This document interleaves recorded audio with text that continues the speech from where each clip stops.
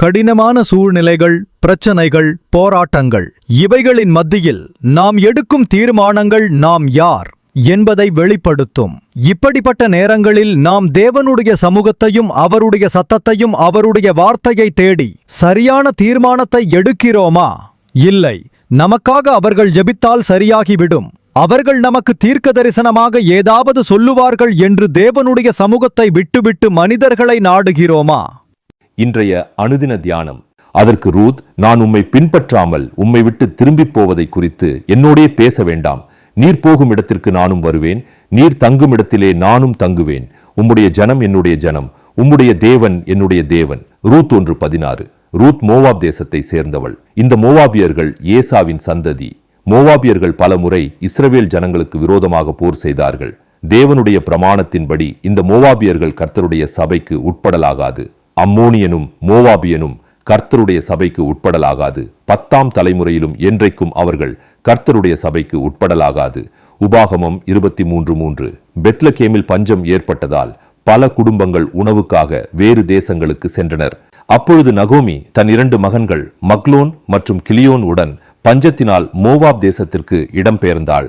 நகோமி மோவாபில் வாழ்ந்தபோது அவருடைய கணவர் எலிமெலேக் இறந்தார். அவளுடைய 2 மகன்களும் மோவாபிய பெண்களை திருமணம் செய்தனர். ஒருத்தி பேர் ஒற்பாள், மற்றவள் பேர் ரூத். சுமார் 10 ஆண்டுகளுக்கு பிறகு 2 மகன்களும் இறந்துவிட்டனர். நவோமி தனது 2 மருமகள்களுடன் தனிமையில், வறுமையிலும் துக்கத்திலும் வாழ்ந்தாள். நவோமி யூதாவில் பஞ்சம் முடிந்ததை அறிந்து பெத்லகேமுக்கு திரும்ப முடிவு செய்தாள்.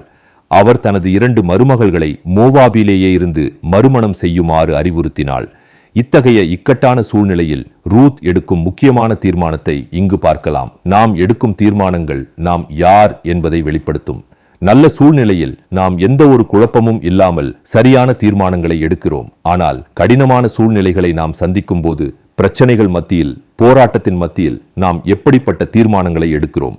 பலர் இப்படிப்பட்ட இக்கட்டான சூழ்நிலையில் தேவனுடைய சமூகத்தில் காத்திருந்து நான் என்ன தீர்மானத்தை எடுப்பது என்று தேவனுடைய சத்தத்தை கேட்பதையோ வார்த்தையை பெற்றுக்கொள்வதில் ஆர்வம் காட்டுவதில்லை. நாம் மனிதர்களையும் நமக்காக ஜெபித்து என்ன தீர்மானம் எடுக்க வேண்டும் என்று சொல்லுவார்கள் என்று ஊழியர்களையும் தீர்க்கதரிசிகளையும் நாடுகிறோம்.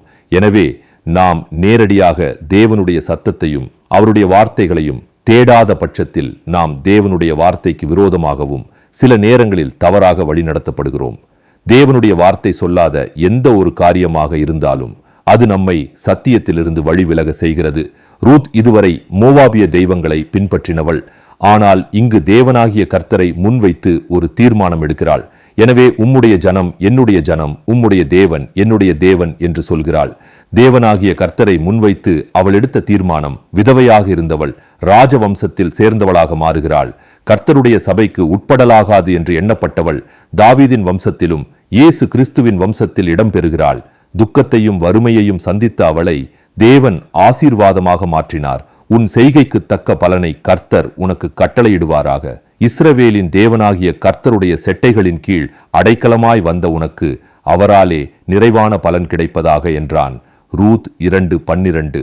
கர்த்தராகிய இயேசு கிறிஸ்துவினுடைய கிருபையும் தேவனுடைய அன்பும் பரிசுத்த ஆவியினுடைய ஐக்கியமும் உங்கள் அனைவரோடும் கூட இருப்பதாக. ஆமென்.